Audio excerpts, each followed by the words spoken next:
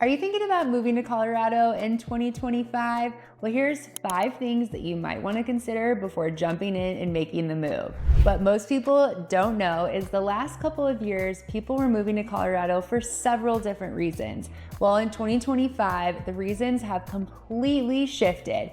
And so watch the video and I'll give you the 5 reasons on why people are moving to Colorado this time. Number 1, and the first biggest thing that I'm seeing is the type of buyer that's moving to Colorado. We're still seeing a lot of people moving from California, New York, Chicago, and Texas. However, why they're moving to Colorado is very different than what it used to be a couple years ago. The most important thing that I'm seeing is most people aren't moving here to work remotely anymore. Over the pandemic years, we had a lot of people work from home, and so they actually got to enjoy the outdoor activities on their off hours. Well, now we're seeing people be more intentional about moving here for those outdoor lifestyles and the commute to work. So a lot of people are getting more intentional about their location of housing, plus where they have to go to the office. There's also a huge rise in multi-generational housing. So we're seeing a lot of people relocate here with their parents or people that are gonna move in the home. One of the biggest builders that I'm seeing really tackle this market is Lennar. They're offering massive multi-generational homes where you're seeing not only the parents move here, but everybody is taken care of, in one house. So you have the young kids, the adults, and then the grandparents, and they all live in this like 6,000 square foot house with multiple kitchens. And that way they don't have to hire nannies or daycare, and the elderly are typically taking care of the smaller children. And the other one that I'm seeing very often is the investors. The investors and the builders are here to stay.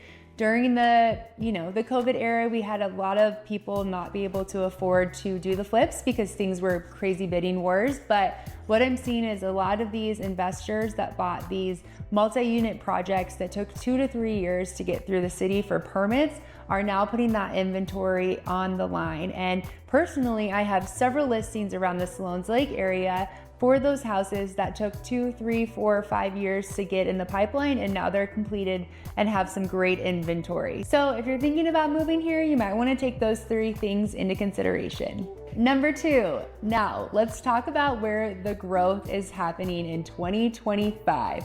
Most people are looking to get out of the city. So places like Erie, Fort Collins, Windsor, the whole northern corridor is completely blowing up. People are flocking that way to get more bang for their buck, get more outdoor space, and really get that outdoor lifestyle. And they're not worried about commuting to the mountains. They want to stay at home in their communities and build families and that active outdoor lifestyle. Another thing that we're seeing is a lot of people moving down south towards Colorado Springs for affordability. And people are getting into that newer construction home, and it's still affordable, but you can still commute for your job. But they really want to get that new construction, brand new turnkey move-in ready house. So you're gonna see people flocking away from the cities looking for more bang for their buck. All right, change number 3, and this is the biggest one as a Colorado native that I absolutely hate. We have so much construction, which is great for our infrastructure and long-term growth. But the biggest things that are challenging right now is the I-70 corridor is under a 7-year expansion, and they're actually covering all of the Brighton Boulevard area and having an outdoor park. So when you come into I-70 into Denver, they're actually going to call it the new gateway to downtown, which I used to be in commercial real estate. This is a long time project, and that was over 12 years ago. So they've been talking about this forever, but I-70 is underway. There's lots of construction. And then also what you don't know is they're gonna reconstruct most of I-25. So they started up north in the Fort Collins area, and they've slowly been working their way through Loveland, Erie, and they're gonna come all the way through Denver, trying to expand it from 2 lanes to 4 lanes. So one thing that you might want to consider if you're moving to Colorado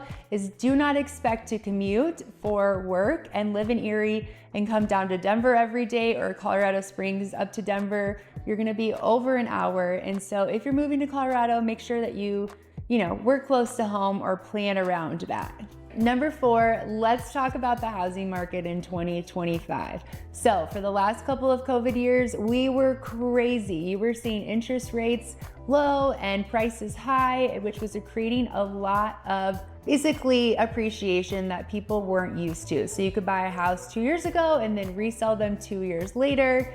and make 100 grand. Well, the reality of that is it's not happening anymore. So people are really needing to think long-term strategic home ownership. So I tell most of my clients that they need to plan to be in a house at least 3 to 5 years.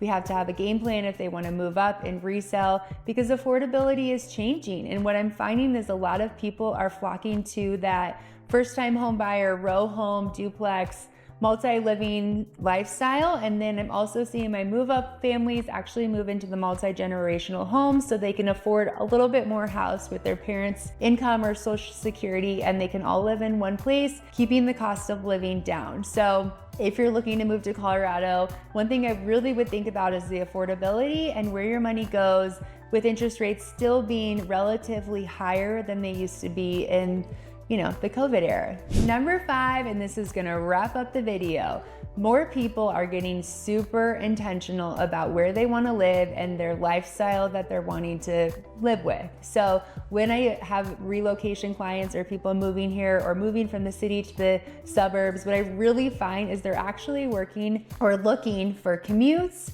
and lifestyles, outdoor activities, and they actually want to be in these little macro markets. So no longer are they like, well, I'll just drive to Denver for dinner. They're like, well, if I'm gonna live in Littleton, I want the walkability of coffee shops, restaurants, and they're looking for these little micro markets like Littleton, Old Town Arvada, Boulder, Erie. So everybody wants that indoor, outdoor living, but walkability from their restaurants, or like a 10 to 15 minute drive max. So more people are getting super intentional about where they want to live, and it might be important for you to think about that when you're moving here. That wraps up my 5 big changes that you need to think about when you're moving to Colorado.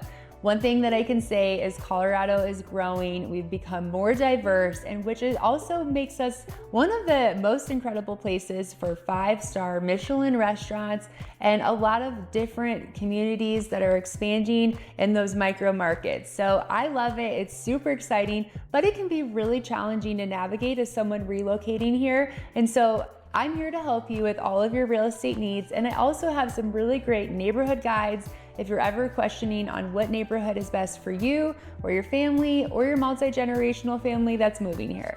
I'm Kayla Schmitz, Kentwood Real Estate, the Aspen Collection, and please follow me or like one of my videos so you can get some more information about moving to Colorado.